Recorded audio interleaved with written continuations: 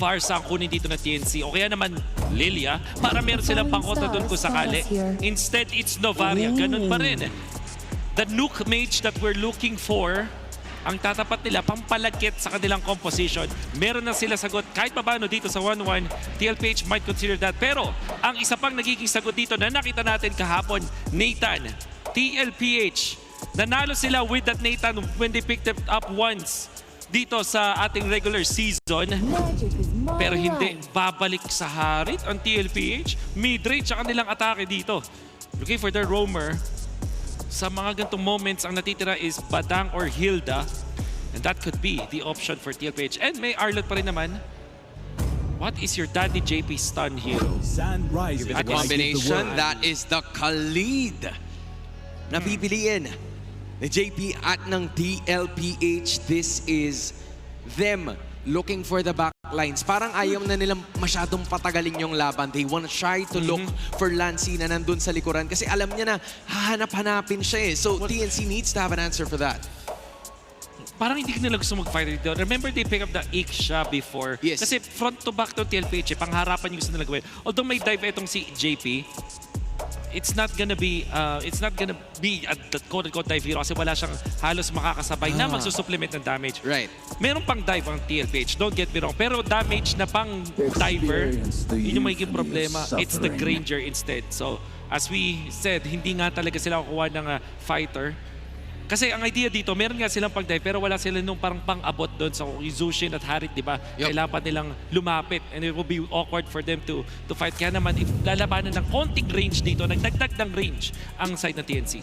This is a moment for TLPH with a classic composition na kanilang na-build up. It's somewhat lacking a little bit more on the damage department, but if they can farm very well, baka posible na makita natin sila na mag-stampede, and same could be said for TNC who's building towards a double marksman lineup. Nadagdagan mo pa ng Novaria sa pagkakataon na ito. At ito ang pagkakataon, Champions Arena, unang laban ng Best of 7 series. Casters, you better get this started. At magsisimula na nga ang lower bracket finals ng Season 16.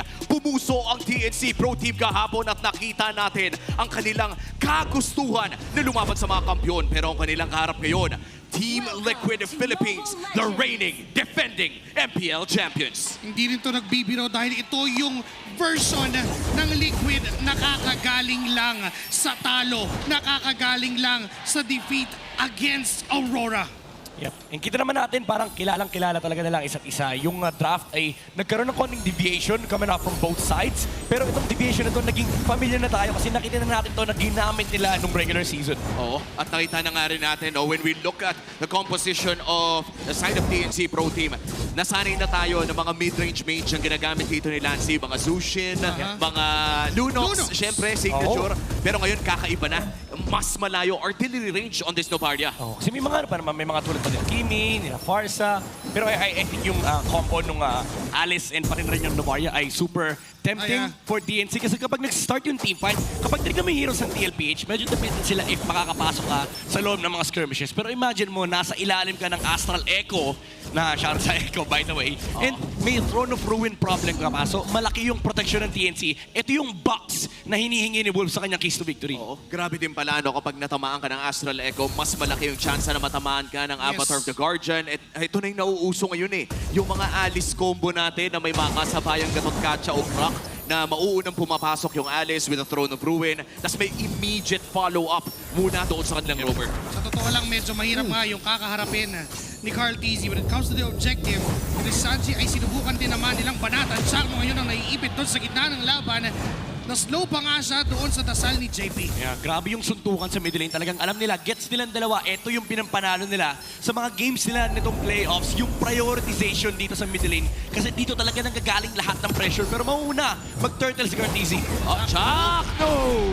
Mamamatay sa kamay ni Daddy JP. Sumubok si Zaida ng counter kill pero niluhuran lang siya. And yung objective ay hawak ngayon ng Cavalry. Great early start para dito sa Team Liquid Philippines. Nakuha na nga nila ang pagong. At mukhang mai-invade pa nga dito sa Zaida. Magagamit na ang kamuntigan pang manakaw.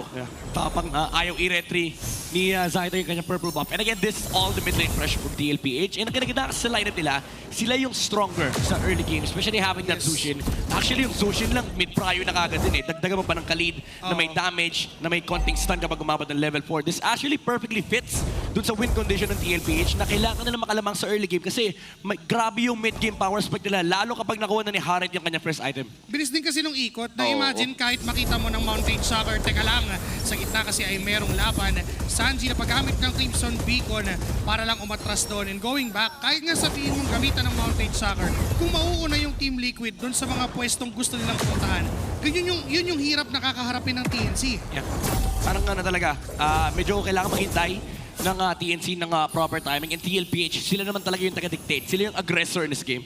Oo, and in terms of aggression, no, hinihintay talaga natin itong play galing sa Team Liquid Philippines considering na sanay tayo na kapag nagsimula yung Stampede na ganito kaaga, tuloy-tuloy na. Pero Throne of Ruin dito sa isa. Papasok si Trimar sa gitna ng laban, pero si Sanji lang ang kanyang naabutan na paggamit pa ng Purify. Pero ngayon naiipit na si Trimar sa kamay ni Carl Dizzy. Sanford din nandyan din. Pero wala pa rin namang casualties. Tatahimik muli ang dalawang kupunan. Oh, and so far, no, makikita natin sa loob ng ating 3-minute game ay hindi pa naman masyadong lumalaki ang kalamangan dito ng Team Liquid Philippines considering na itong 1,000 na to ay sabihin na natin last 2 minutes ay hawak na nila. Yeah. I mean, ito talaga yung requirement for TLPH. And for TNC naman, kailangan nila ma-repel yung aggression na nagagaling sa middle lane. Medyo overcommitment lang mula kay Trimar kanina. Wala kasi silang damage at that point. And si Zaita nag-hopper doon sa may middle lane. And nag-commit sila ng Flicker Throne Ruin combo from Trimar. Pero basically, yun yung task for TNC. Kailangan i-match mo yung aggression ng TLPH and i-minimize mo yung casualty na pwedeng mawala. Ang sinisimulan na nga nila pagong dito, Chakno mabubuhat pero tingnan natin mukhang makakapasok si Zaida. Nagamitan na naman ng Astral Echo, nandyan na rin. Pero kuha pa rin ni Carl TC yung pagong Trimar. Minator ng Ruins doon sa likuran. At unti-unting bumabagsak ang buhay ng Team Liquid Philippines. Isa pa rin sa isang palitan. But Trimar still goes in.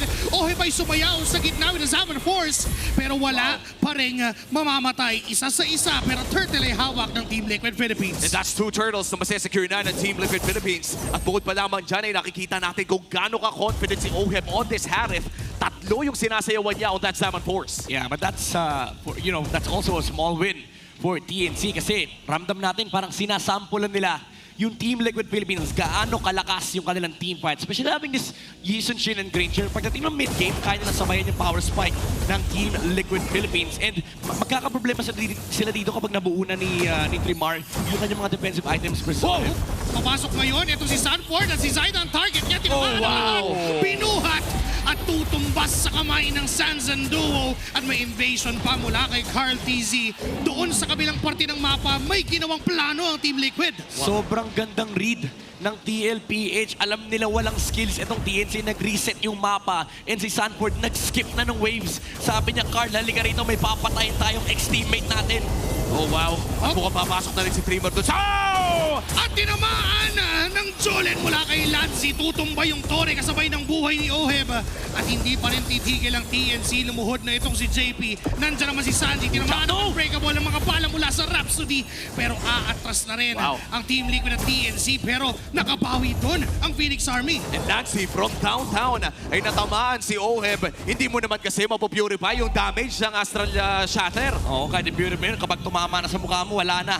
Naka-grayscale na yung screen ng phone mo. And even to napatay si Zardo sa may top lane, parang mas maganda pa yung trade na nakuha ng TNC kasi essentially yung main damage dealer, yung pinaka-core ng TLPH yung nakuha nila. And si Benny QT part pa nung team fight na yun. And si Zaida tuloy-tuloy lang yung kanyang pag-farm. Even to nawalan sila ng first turtle, hawak naman, ay yung first tower sa may top lane, hawak nila ngayon yung pangatlong pagong. May papasok si Sanford. Retry pa rin mula sa kambing.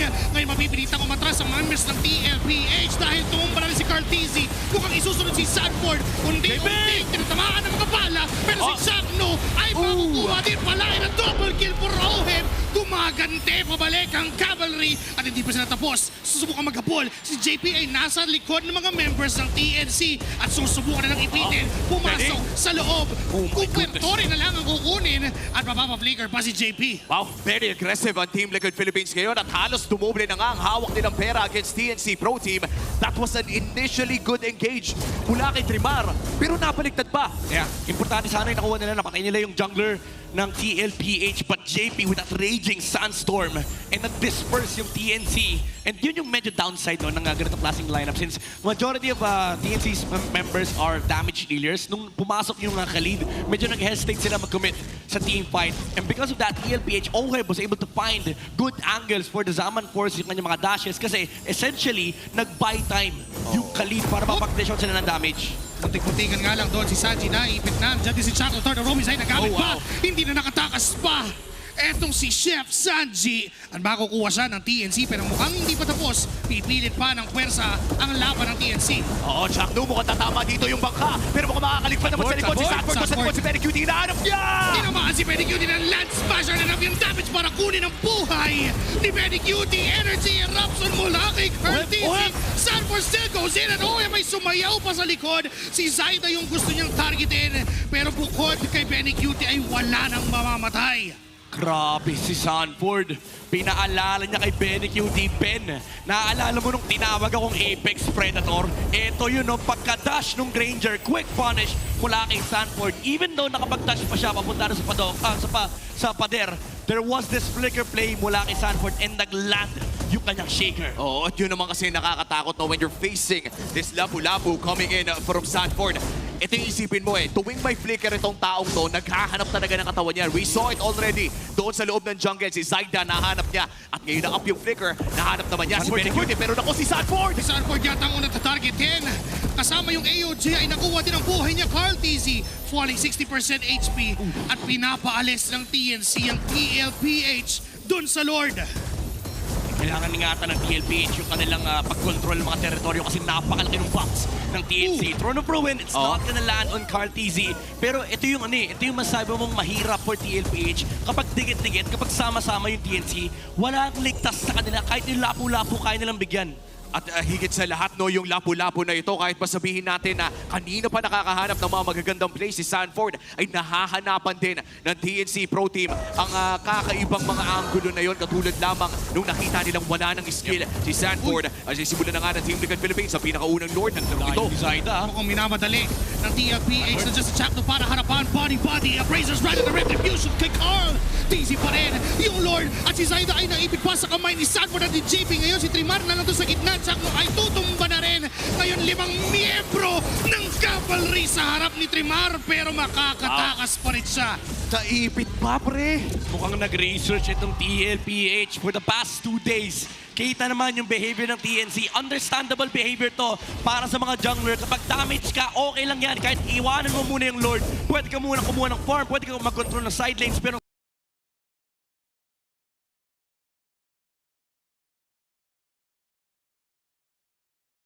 sabi ng TLPH, sure wala si Zaida rito, i-burst natin yung Lord. At napakabilis, no? Ito yung hinihintay nating mga decision-making mula sa Team Liquid Philippines. Oo, maganda na may disiplina ka. Nakita mo, alam mo kung nasaan. Pero ito yung klaseng game sense. Ito yung hinahanap natin, Oo, tsaka may factor talaga kapag kilala. Kumbaga, kung si shot call dito ng TLPH, for sure, mamaya maririnig natin sa mic check, wala si Zaida rito, promise. Carl, i-burst mo yung Lord. Promise ko sa'yo, nasa purple pa yan. Susubukan ngayon muli ng TLPH na pumasok dito sa base ng TNC. Uy, Trimar! Pero si Trimar ay naipit at nabuhat papalabas. Pero wala pa naman din mangyayari. Dinedepensahan lang ng Phoenix Army ang kanilang base. At tuloy lamang ang pag-push dito para sa Team Liquid Philippines. Puputok na ang Holy Shield sa baba at sa gitna. Si Shakto ay tatanggi ng damage mula kay Sanford ng bahya. At itong 5,000 na kalamangan na hawak ng Team Liquid Philippines ay patuloy lamang lumalaki dahil mukhang maaagaw na rin ni Carl TZ at ng Cavalry ang mga jungle camps na TNC. Lalakit-lalaki lang talaga yan kasi for the next 90 seconds, i-choke lang ng TLPH itong TNC. Hindi nila palalabasin ng base. Ika-cover nila yung middle lane. Walang magpapakita as they clear all the jungle resources. Lilinisin yung mapa. Majority of the time, kapag nakikita natin to, nagkakaroon ng 2K gold swing. And that is gonna be big for TLPH. Kasi even if sabihin natin late game dito, yung TNC, lalo lang lumalakas yung kanilang damage dealers for TLPH. Especially kapag lumabas na yung Divine Glaive mula kay OHEB. Yan, at nasilip na nga rin natin sa Infinix in-game equipment na talagang talagang dumadami na yung items ng Team Liquid Philippines in a way na ito na yung kahit mag-build ka ng Magic Defense, ay mahapdi na rin si Sanji at si Oheb. Ang thing naman for TNC is they have Lancy. Yung Novaria na mataas yung poke damage and as well as yung vision na kanyang ibigay together with the Season Shin. Yun yung way ng TNC para hindi basta-basta sila mapasok ng TLPH. Yeah. Pwede nila magamit yung kanyang scout, yung vision, and of course yung mga pang-jet bush para unti-unti nilang unti-unti sila makalabas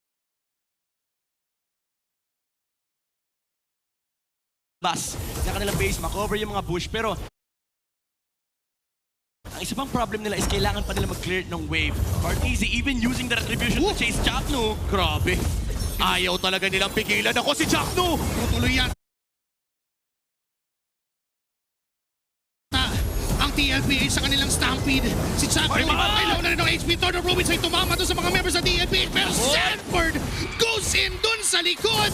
Pero unti-unti nga atras. Chakno ay tutumba na rin. Pati si Trimar ay aatras na. And TLPH, ganun-ganun lang kayang mag-angas.